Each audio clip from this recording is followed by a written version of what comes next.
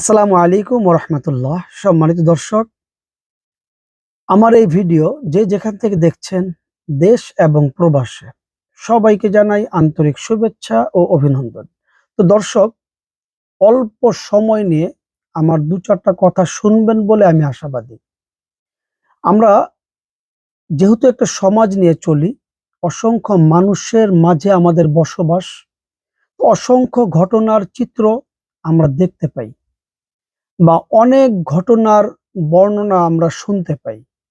আর বিশেষ করে সোশ্যাল মিডিয়ার কারণে অসংখ্য ঘটনা, যেই ঘটনাগুলো আমাদের দেখার কথা ছিল না, শোনারও কথা ছিল না, সেই ঘটনাগুলো কিন্তু আমরা দেখতে পাই এবং শুনতে পাই।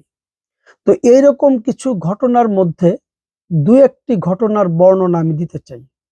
সেটি হচ্ছে, আমাদের মাঝে অসংখ্য মানুষ যারা জীবনে অনেক বড় হওয়ার জন্য বিভিন্ন পথ অবলম্বন করি।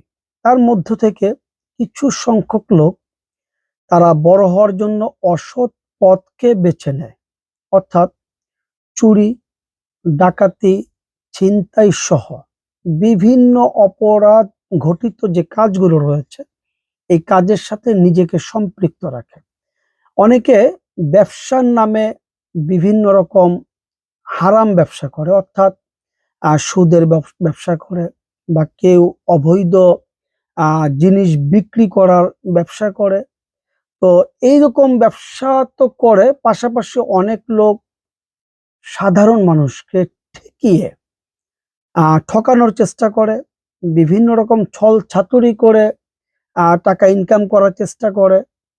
অনেক সহজ সরল মানুষকে বেকায়দায় ফেলে বিভিন্ন রকম মিথ্যা অপবাদ দিয়ে টাকা ইনকাম করার চেষ্টা করে, যা বাস্তব চিত্র আমার মতো অসংখ্য মানুষও হয়তো আপনারা দেখেছেন বা দেখতেছেন, বা নিজেও হয়তো এরকম পরিস্থিতির শিকার হয়েছেন।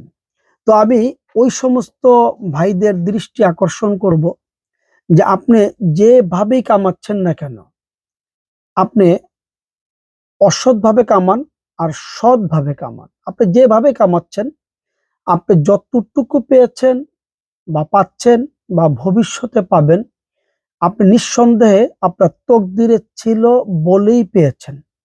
আপনি কিন্তু একটি টাকাও আপনার তকদিরে ছিল না এরকম টাকা কিন্তু পাচ্ছেন না।